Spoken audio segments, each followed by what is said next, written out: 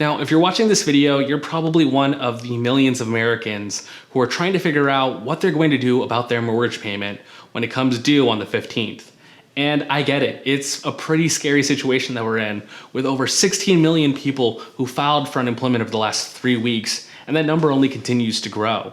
So the last thing you're trying to figure out is, how are you going to figure out your mortgage payment during this pandemic? So on this episode, I wanted to walk you through all of the different options that are available to you so that you can make the best decision for your family and your finances during this pandemic.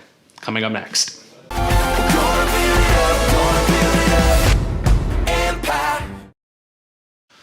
All right, what's up guys? Welcome back to my channel. My name's Caton, and if I can do it, well, you can too. And on this channel, I help people just like you learn how to buy their first home and navigate the entire mortgage process. So, like I said at the top of this video, we're dealing with some pretty unprecedented times here.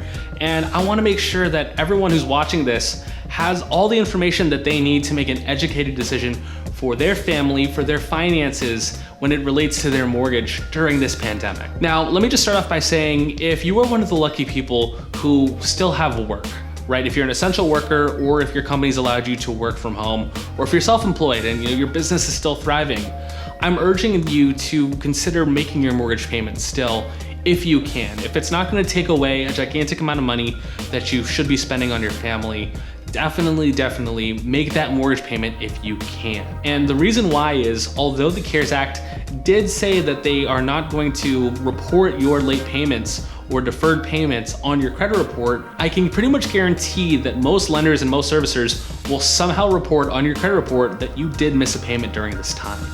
And we don't really know what that's going to look like or how that's going to affect you in the future. So just to play it safe, if you can make your mortgage payment, go ahead and make that mortgage payment. I promise you it'll keep you safe. But obviously things change and situations change as well. So if you can't make your mortgage payment, listen to these next tips on what you can do and what your options might be. On social media, there's really two big options that are being thrown around, and the terms are kind of being used incorrectly or interchangeably. So I wanted to go over what those main two options are for you. And those two options are forbearance and deferment. Now, they sound kind of similar and it's very easy to get them mixed up, but they're two completely different things. So we'll start with deferment. And deferment basically means taking the money that's due and deferring it to the future. Typically, when that relates to mortgages, that means taking what's due right now and putting it on the back end of your loan. So let's say you can't make your April or May payment. They're gonna take that payment and tack it onto the back end of your loan. So whether that's due as a balloon payment at the end of your loan after you're done with your 30 years, or whether that's adding a few extra months to the end of your loan, it's not really clear what that's going to be. So just to play it safe, make sure that you get everything that you can in writing from your mortgage lender, from your mortgage servicer. That way you can understand the terms that you're agreeing to. The other option that's very common that you're hearing probably the most is mortgage forbearance. And this one's a little bit trickier, right? Because unlike deferment, well, yes, you still don't technically have to make a payment right now, you're gonna owe a way bigger payment by the time it's due. So let's just use a real world example, right? Let's say your mortgage payment is $1,000 a month, right? And you have to apply for forbearance. Well, okay, you don't make your payment in April, May, or June.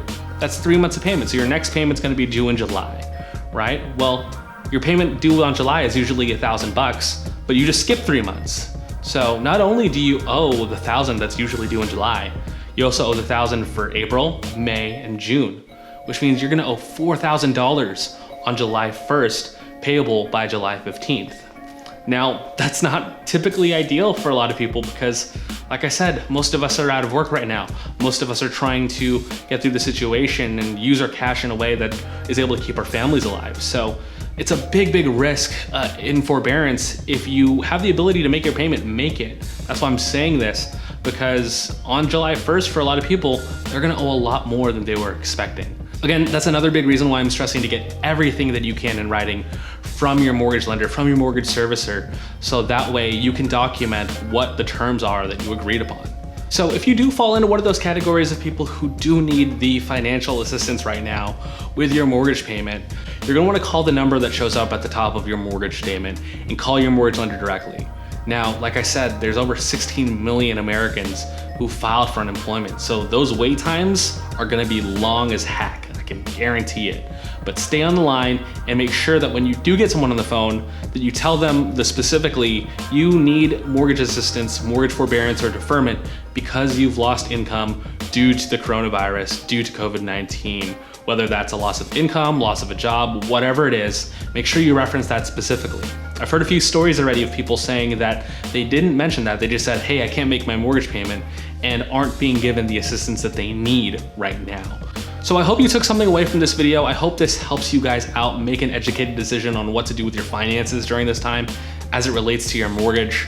Like I said, I'm gonna be trying to put as much content as I can out and keep you guys up to date with all the new rules and regulations that are coming out surrounding mortgages and buying a home during this time. So hit that subscribe button and hit that bell so that you get notifications for the next time that I post. And if this did bring you value, or if you know someone who can benefit from this information, please share it with them on social media or by text or whatever. That way they can get the information that they need during this time. And if you have any questions, leave them down in the comments below. But until next time, first one in, last one out. See ya.